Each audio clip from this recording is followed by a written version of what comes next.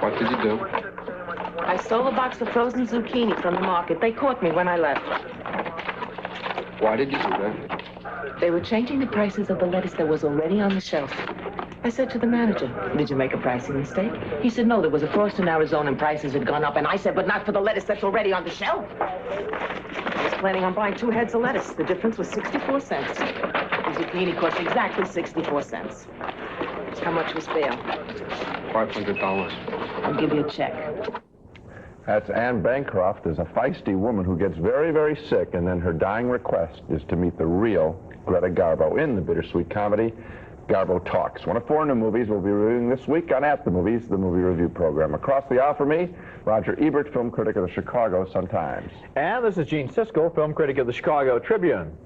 In addition to Garbo Talks, we're also going to be reviewing The Bear, the story of the legendary Alabama football coach Bear Bryant. Windy City, a new story of love and lust and loss. And now Gene starts with a teenage sex comedy named The Wildlife. The summer may be over, but The Wildlife isn't. The Wildlife is the latest teenage sex comedy to hit town, and it is being billed as some kind of sequel to the big hit of a couple of years ago, Fast Times at Ridgemont High, both films sharing the same writer. Now, I didn't think Fast Times at Ridgemont High was all that special, but compared with The Wildlife, Fast Times was one of the 10 greatest films of all time. The Wildlife tells the story of a graduating high school student learning about the wildlife in the summer before college starts. And for starters, he takes his own swinging singles apartment.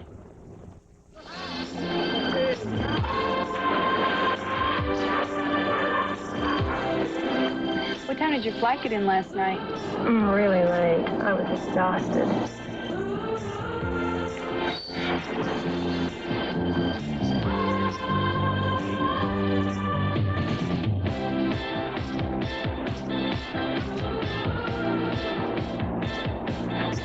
Ladies, hello. Hi, I'm Bill Conrad. I'm up in Unit 93, and you are... Not interested. Well, she's just one of his problems. Here comes another. To help pay his rent, he takes in a boarder, a loud and obnoxious friend.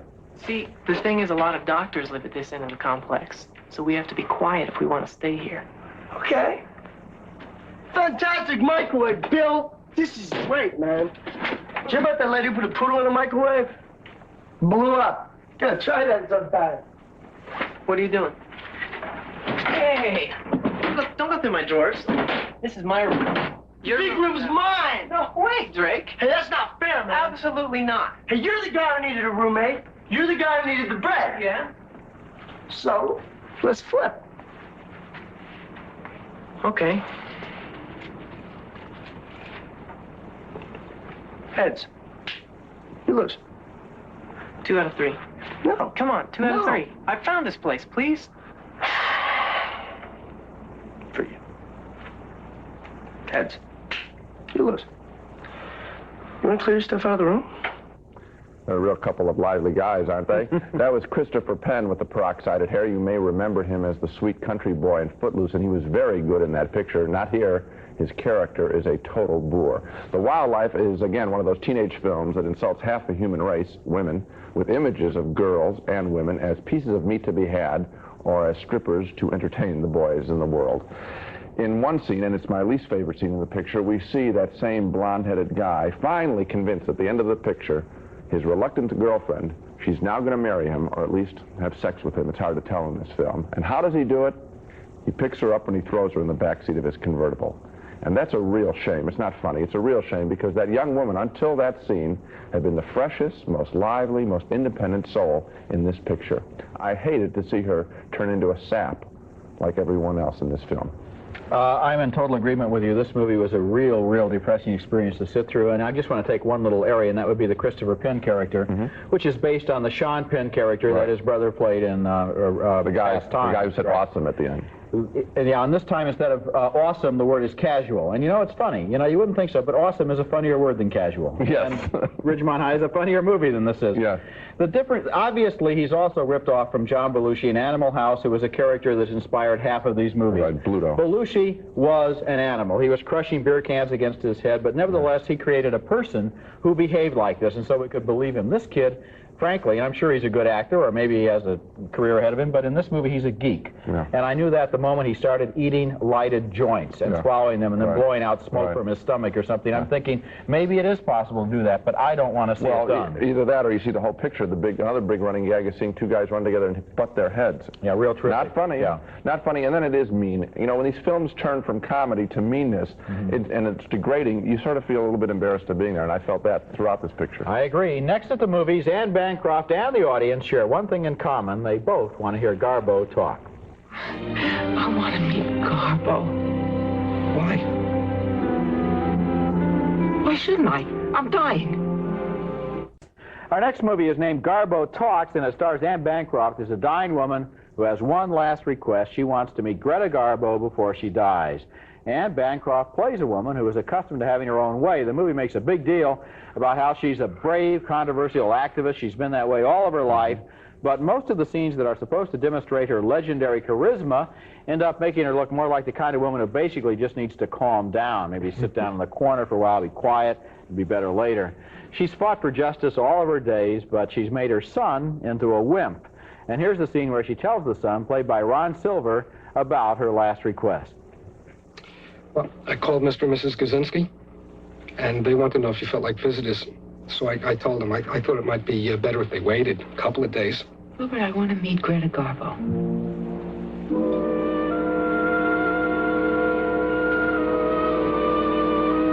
Yeah, I want to meet Garbo. Mom, are you kidding? No, Well, that's impossible. it's not impossible. She lives right here in New York City. Well, then why don't you just concentrate on getting better? Oh, I want to meet Garbo. Why? Why shouldn't I? I'm dying.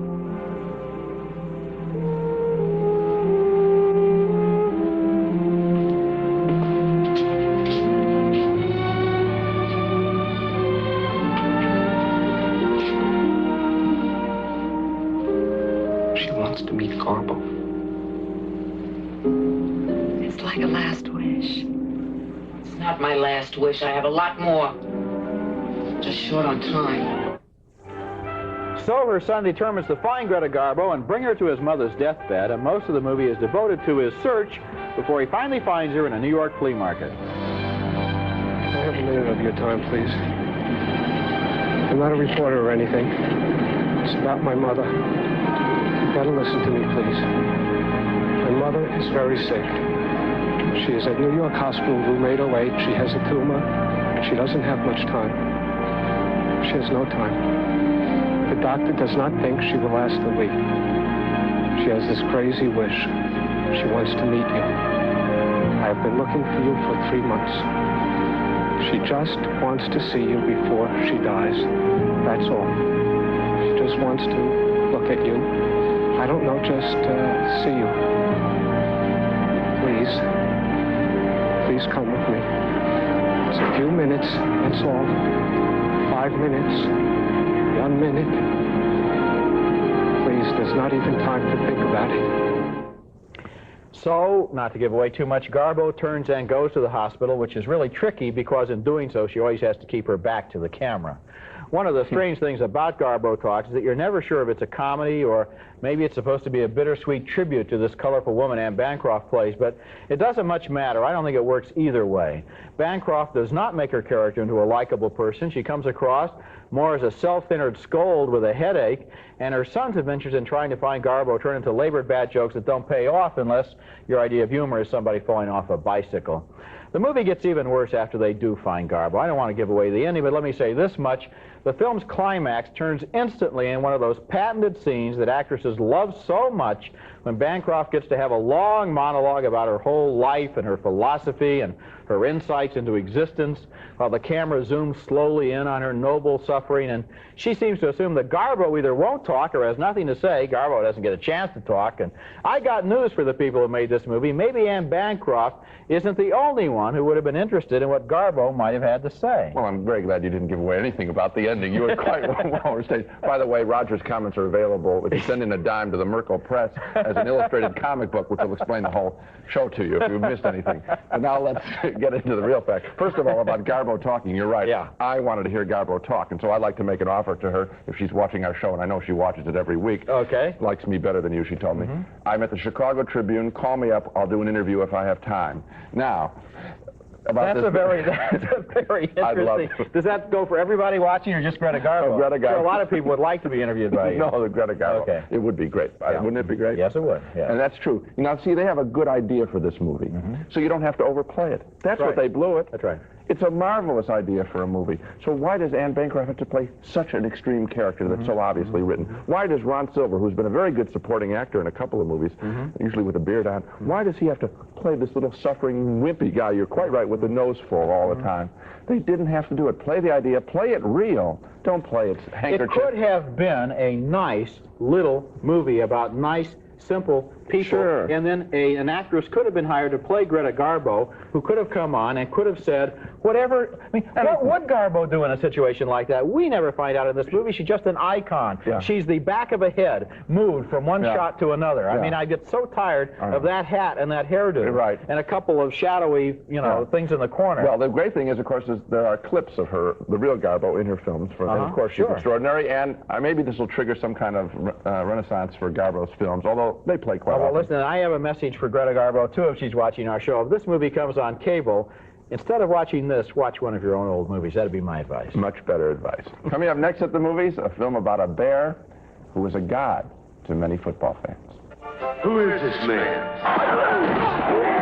What's he doing here? They call me the bear. And I've come to make you king. Our next movie is about the late Paul Bryant, the all-time winningest coach in college football history.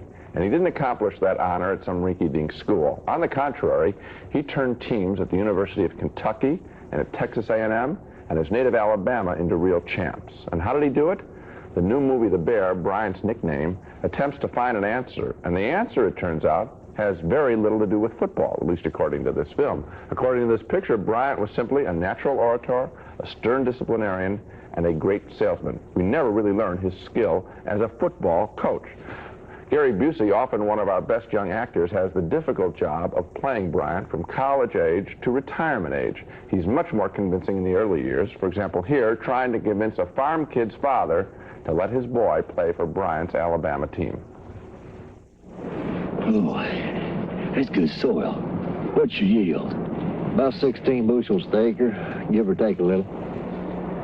You know what? I don't think there's enough potash in there. Now, what I'd like to do is take some of this dirt back to the university and run a test on it. And then put you in a test acre. And next springtime when you harvest, I bet you doubles your yield. I bet you we triple it. And as a matter of fact, I bet you on Timothy's education that I'm right.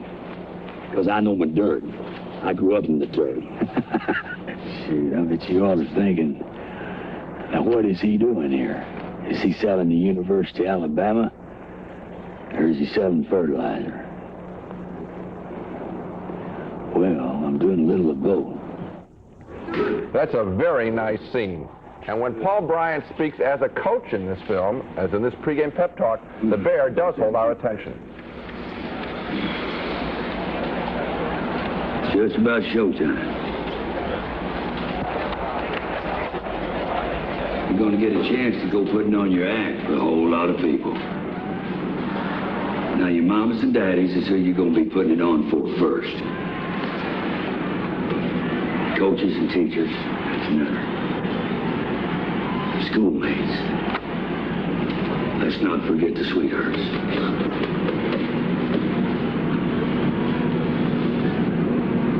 probably going to be more people out there than you've ever seen in your life.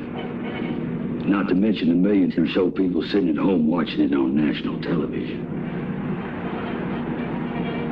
Now, I just want you to roll your sleeves up and go out there and have a good time. And put a smile on your faces. And then hit somebody. And knock them down. Then help them up. Then tell them you'll be right back. Show your pride. And your class. Everything will work out fine. I promise. Let's go ahead and play some football. And when he says, I promise, actually you do believe him, and that's a tribute to Gary Busey. Unfortunately, there are moments in The Bear, many moments, where Paul Bryant doesn't speak to his troops, and those moments are quite awful, full of gaping errors in movie logic and absolutely lackluster football action scenes. Bryant's personal life in the film is treated like a story for a child's little golden book, and the movie swings awkwardly between old football film footage and stagey contemporary recreations.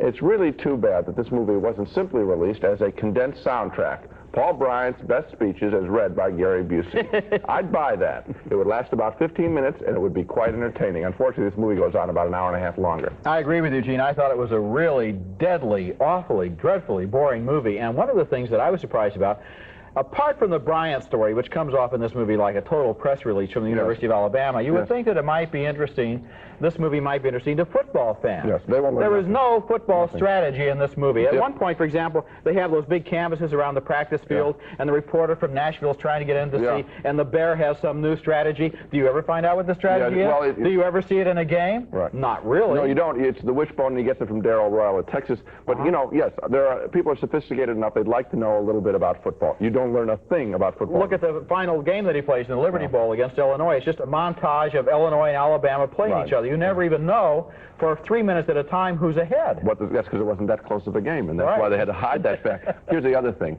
The model for film biographies, I think, is Patton, written by Francis Coppola. And you know what was so great about that? I know you do. It was that you couldn't tell which side he was on, which side the film was on. Was it for Patton? Was it against him? You know, and this film is just obvious. You call it a press release? Sure, it's just a great tribute to a wonderful guy. The real guy was more interesting than this film. After you see this movie, you think, gee, Bear Bryant, he didn't need to be a football coach. They could have made the same movie about the head of the Rotary Clubs or the president of the bank or something. It's just not a sports movie. Next at the movies, a story about a guy who loses his best girl and says goodbye to his best pal, all told against the bittersweet backdrop of the Windy City. What happened to courtships? Please, dear God, there's got to be some old-fashioned men out there. Some people who want to take their time. Yes, Aroma's back, and Roger's got him.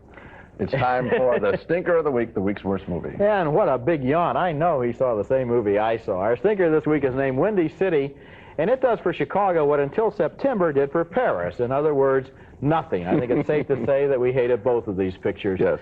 Windy City is one of the soppiest movies I've seen in a long time. A cute, narcissistic, unfocused story about all those wonderful people who must be wonderful because the movie keeps telling us how wonderful they are. The movie stars John Shea as a guy who wants to be a writer, and who tells us that when he was growing up in Chicago, he was part of this wonderful gang of wonderful guys who promise each other that someday when they grew up they'd do wonderful things. And then he meets this wonderful girl, but they break up. Then the gang starts to break up, and then the guy's best friend comes down with a fatal disease, and just really too sad for words. Gene, here's the scene where the wonderful girl proposes to the wonderful guy.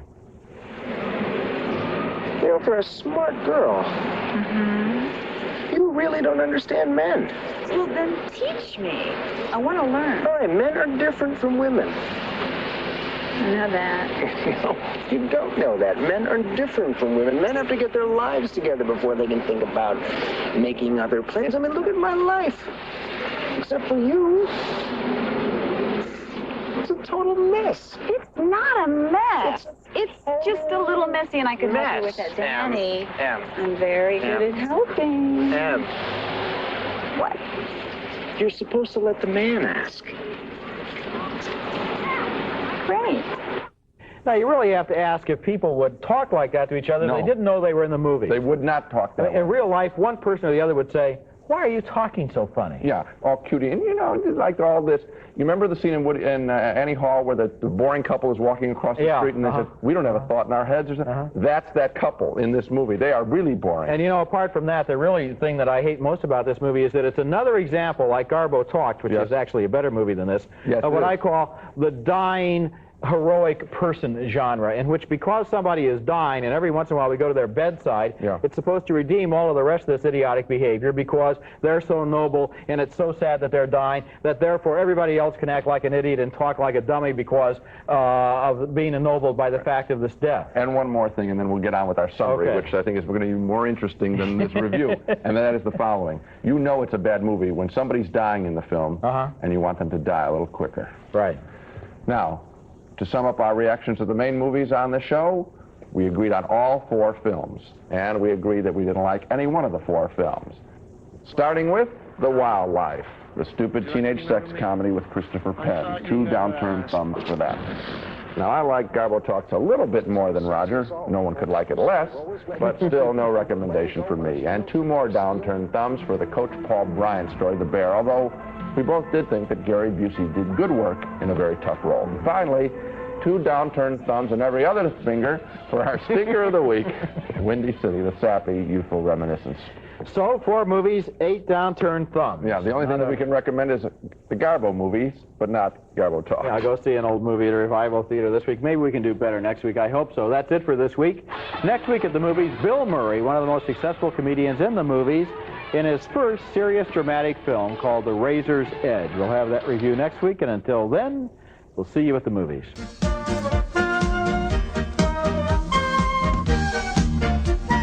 Raisinets, plump, juicy raisins covered with delicious milk chocolate. Why not enjoy America's favorite movie time candy at home, too? At home or at the movies, it's Raisinets. Super Pop popcorn, a tender, delicious, nutritious snack at an economical price. Super Pop popcorn is the one snack you can't eat alone. Super Pop. Enjoy delicious all-natural Sous Bee honey at the table, not on it. Shape up any meal with Sous Bee honey in the no-drip table server.